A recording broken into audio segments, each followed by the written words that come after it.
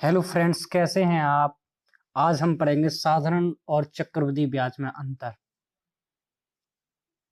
ये है पार्ट 0 और मेरे चैनल का नाम है मनोज यादव बालाकिशनपुर। तो आज हम सीखेंगे साधारण और चक्रवृद्धि ब्याज में अंतर। राम ने श्याम से 100 रुपये 2 साल के लिए 10% वार्षिक साधारण ब्याज से लिए, तो 2 साल बाद श्याम राम को कितने रुपए लौटाएगा। इसमें पूछा कि श्याम राम को कितने रुपए लौटाएगा। तो इसका फॉर्मूला होता है साधारण ब्याज बराबर मूलधन गुणा दर गुणा समय बटे 100। तो हम निकालेंगे मूलधन कितना दे रखा है 100, दर कितनी है 10, कितने समय के लिए 2 साल बटे 100। 100 से 100 कैंसिल हो जाएंगे, 10 की 2 से मल्टीप्लाई करेंगे कितना आ जाएगा 20। यानी साधारण ब्याज कितना आ गया हमारा, साधारण ब्याज बराबर आ जाएगा 20 रुपए। तो श्याम कितने रुपए लौटाएगा 20 रुपए तो हो गए ब्याज के, और 100 रुपए उसने पहले लिए थे तो कितने लौटाएगा 100 ये 20 ब्याज कितने लौटाएगा 120 रुपए। कितने लौटाएगा 120 रुपए। अगर अब इसी बात को कह देता यहाँ पर है साधारण ब्याज, अगर बोल देता चक्रवृद्धि ब्याज तो कैसे होता तो देखेंगे। पहले क्या था, पहले था साधारण ब्याज, अब क्या हो गया चक्रवृद्धि। तो चक्रवृद्धि का मतलब क्या होता है, जैसे उसने 100 रुपए लिए, तो जब उसने 100 रुपए लिए तो 100 रुपए का पहले साल का जो ब्याज है वो कितना है 10 रुपए। अब जब दूसरे साल पहले साल के लिए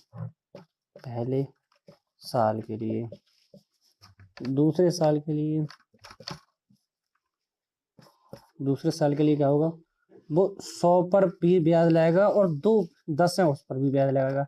दूसरे साल कितने ब्याज लगेगा 110 पर। पहले साल कितने पर ब्याज लगा था 100 पर, दूसरे साल कितने पर लगेगा 110 पर। तो पहले इस पर लगेगा फिर इस पर। तो पहले साल हमें कितना ब्याज देना होगा, फर्स्ट ईयर हमने पहले निकाला था कितना था 10, लेकिन सेकेंड ईयर हमें कितना ब्याज देना होगा, सेकेंड ईयर कितने पर होगा 110 पर, और कितने टाइम 10, कितने टाइम के लिए 100। ठीक है, एक गलती हो गई, कितने यहाँ पर टाइम कितना आएगा 1 साल, क्योंकि 1 साल का तो उसने पहले दिया। दूसरे साल का कितना ब्याज होगा, ये 0 से ये 0 कट गया, इस 0 से ये 0 कट गया, कितना आ जाएगा 11 एकम 11। यानी पहले साल उसे ब्याज देना होगा 10 रुपए, दूसरे साल देना 11 रुपए। तो वो कितने रुपए लौटाएगा, देखो 100 रुपए तो उसने उधार लिए, पहले साल का ब्याज होगा 10, दूसरे साल का होगा 11, तो कितने लौटाएगा, इनको करेंगे 121 रुपए। तो इसका मतलब कितना हो गया, पहले वो कितना लौटा रहा था, तो पहले लौटा रहा था 120 साधारण ब्याज पर,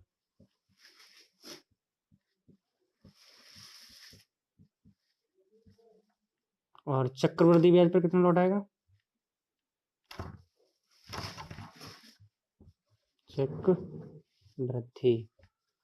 चक्रवृद्धि ब्याज। तो हमें समझ में आया अंतर, पहले कितना था 120, अब कितना हो गया 121। ठीक है फ्रेंड्स, अब हम सीखेंगे 2 साल के लिए चक्रवृद्धि ब्याज। तो 2 साल के लिए चक्रवृद्धि कैसे निकालते हैं अभी हम सीखेंगे। जैसे 2 साल का हम कैसे निकालेंगे, जैसे पी कोई मूलधन है, ठीक है, पी कोई मूलधन है और उसका पहले साल का ब्याज ए और दूसरे साल का ए, और जो ब्याज हम निकालेंगे वो होगा पी ए प्लस बी। ठीक है, अब हम कैसे निकालेंगे, अगर हमसे पूछा जाए 2 साल का सीआई का मतलब होता है कंपाउंड इंटरेस्ट, चक्रवृद्धि ब्याज को क्या बोलते हैं हम कंपाउंड इंटरेस्ट, और शॉर्ट में लिख देते हैं सीआई। अगर 2 साल का हमसे चक्रवृद्धि ब्याज पूछा जाए तो क्या लिखेंगे 2a प्लस बी, यानी ये बी, ये क्या हो गया हमारा सीआई। 2 साल का सीआई और एसआई का अंतर पूछ ले तो क्या होगा केवल बी। ठीक है, उसके बाद केवल दूसरे साल का सीआई कंपाउंड इंटरेस्ट यानी चक्रवृद्धि ब्याज पूछे तो क्या होगा ए प्लस, ये दूसरे साल का है, कौन से साल का, ये दूसरे साल का ए प्लस बी। और 2 साल का SI मतलब सिंपल इंटरेस्ट, साधारण ब्याज पूछे तो क्या होगा, ये ए और ए।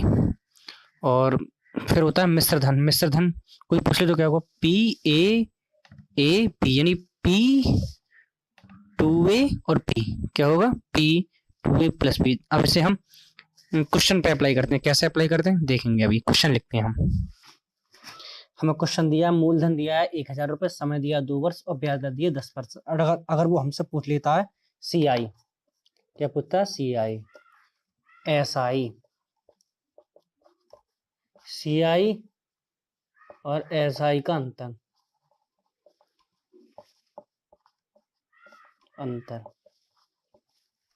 ठीक है।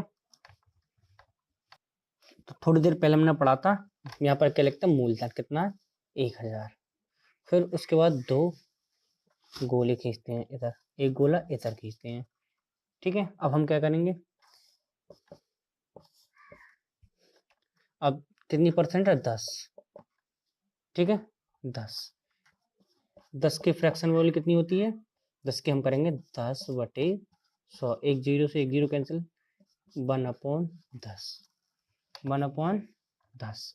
यहाँ पर 1/10, यहाँ पर भी 1/10 और यहाँ पर भी 1/10। अब इसको सॉल्व करेंगे, 1000 को जब हम 10 से भाग देंगे तो कितना आ जाएगा, 100। यहाँ पर भी कितना आ जाएगा, 100। और जब 100 को 10 से भाग देंगे तो यहाँ पर कितना आ जाएगा, 10। और हमसे पूछा क्या है, हमसे पूछा CI। तो CI क्या होता है, ये हमारा A है, ये भी A है और ये B है। CI क्या होता है, CI होता है 2A प्लस B।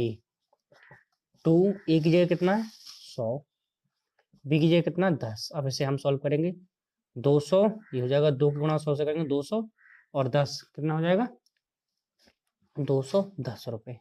CI हमारा कितना आ गया, 210। अब वो हमसे पूछे SI, तो SI क्या होता है, 2 गुणा A की जगह कितना, 100, तो कितना आ जाएगा, 200। SI कितना आ जाएगा, 200। वो पूछे CI SI का अंतर कितना होता है, CI SI का अंतर क्या होता है, B क्या होता है, CI SI का अंतर क्या होता है, ये CI SI का अंतर कितना होता है, B बराबर कितना लिखा, 10, तो कितना आ जाएगा, 10।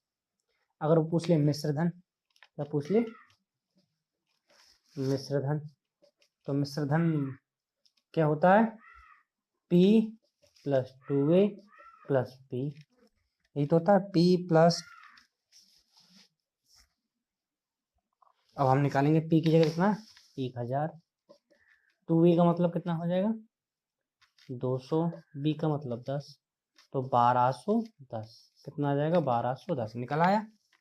ऐसे ही हम और सारे क्वेश्चन सॉल्व करेंगे। अगर आपको वीडियो अच्छी लगी हो तो प्लीज़ मेरे चैनल को सब्सक्राइब करें और लाइक करें